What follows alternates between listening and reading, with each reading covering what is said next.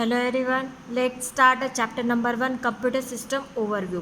Computer system overview में हमें computer का फंक्शनिंग देखना है. कंप्यूटर का क्या क्या फंक्शनिंग रहते हैं, कंप्यूटर के पार्ट्स क्या है, कंप्यूटर के हार्डवेयर पार्ट्स क्या क्या होते हैं, इन सभी के बारे में हमें इस चैप्टर में देखना है. So let's start with computer system overview. Computers are machines that have revolutionized the world around us. अभी आज के दुनिया में हम देखेंगे today's world without a computer और विदाउट टेक्नोलॉजी कुछ भी चीज़ें पॉसिबल नहीं है. अभी हम मिनट मिनट में सेकंड में हम टेक्नोलॉजी का इस्तेमाल करते हैं और बहुत ही यूजुअली करते हैं, जो हमें मतलब पता भी नहीं होता. हम आज की दुनिया में टोटली जो है टेक्नोलॉजी पर डिपेंड हो चुके हैं, है ना.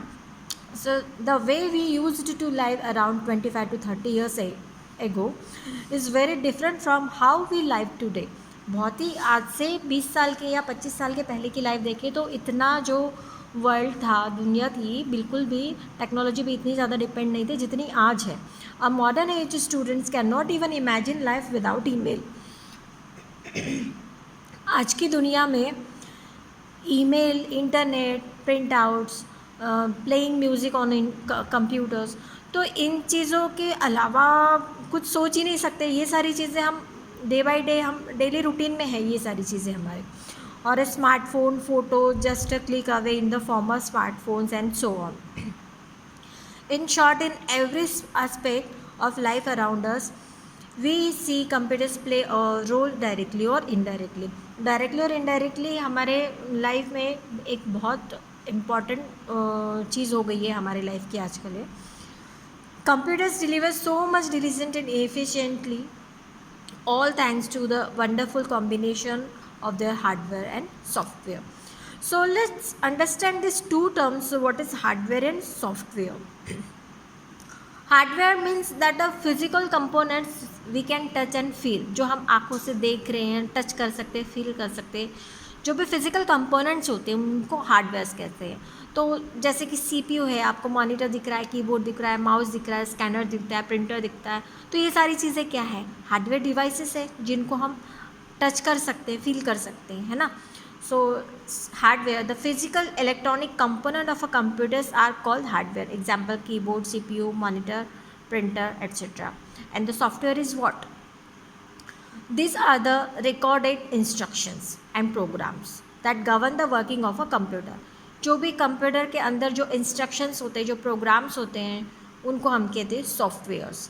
These are the codings. Instruction means these are the codings. Recall that program is a set of instructions to carry out a specific task or achieve a special work goal, जो कि एक specific task को करने के लिए किए जाते हैं.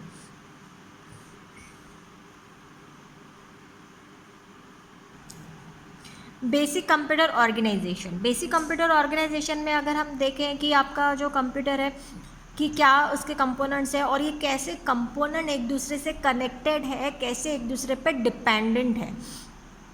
बिना इनके कोऑर्डिनेशन की कोई भी टास्क जो है वो कंप्लीट नहीं हो सकता.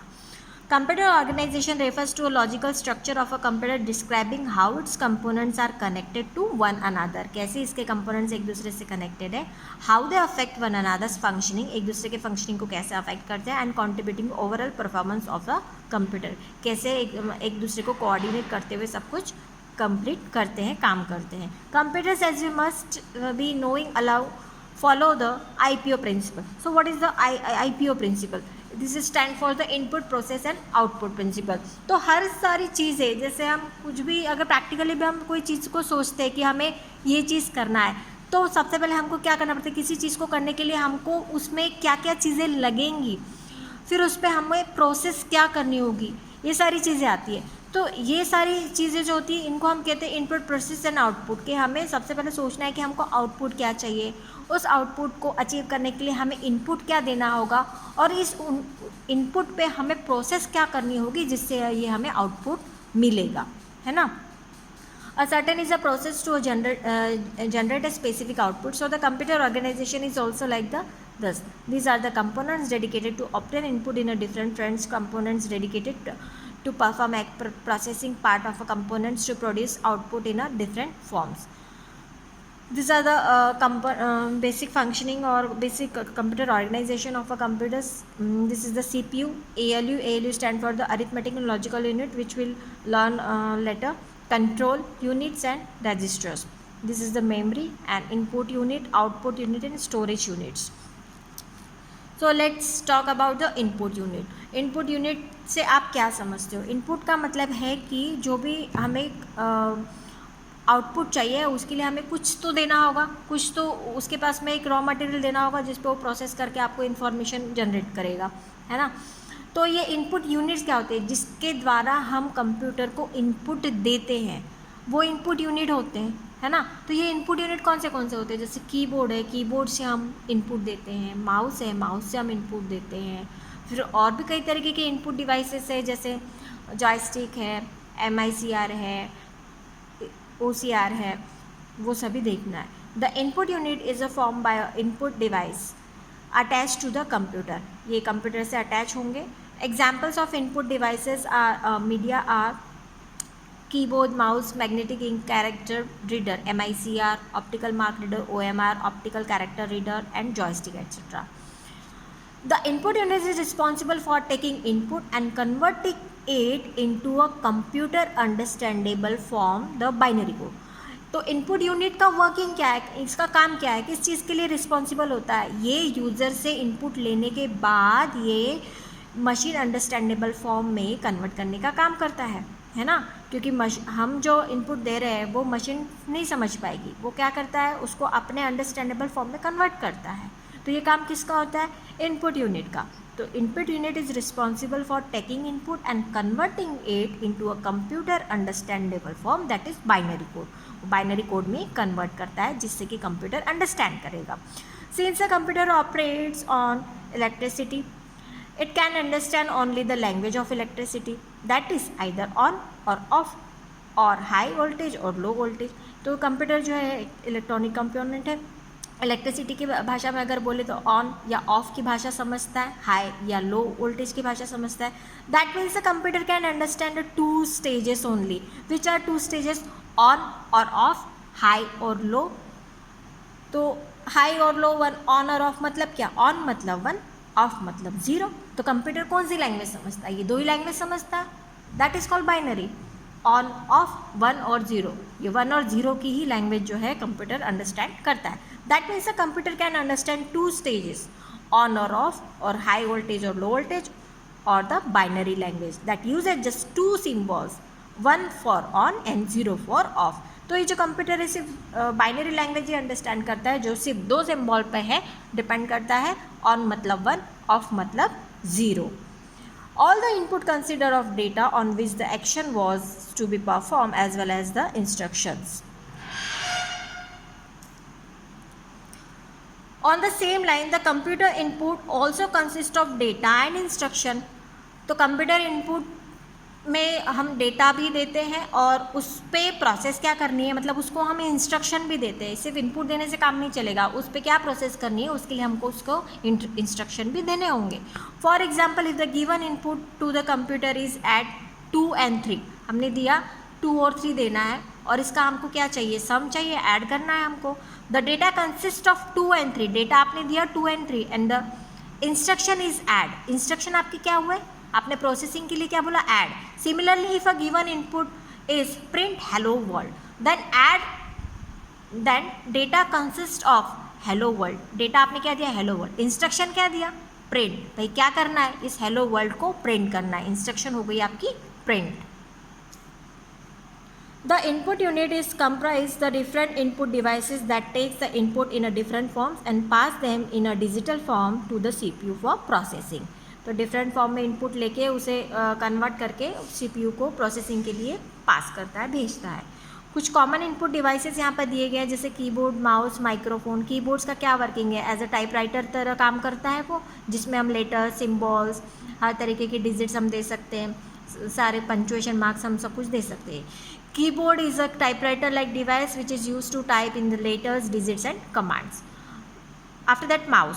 माउस आपको पता ही है, this is the pointing device और लेफ़्ट एंड राइट क्लिक दोनों के द्वारा हम इंस्ट्रक्शन या कमांड्स देते हैं.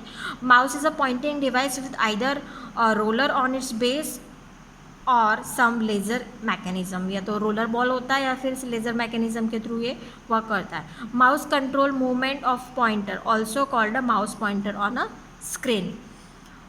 Microphone. Now we can send sound input to the computer through the special input device called microphone. अगर हमें वॉइस इनपुट देना है तो हम किसके थ्रू देते हैं? एक माइक्रोफोन एक इनपुट डिवाइस है, उसके थ्रू हम वॉइस जो है इनपुट देते हैं.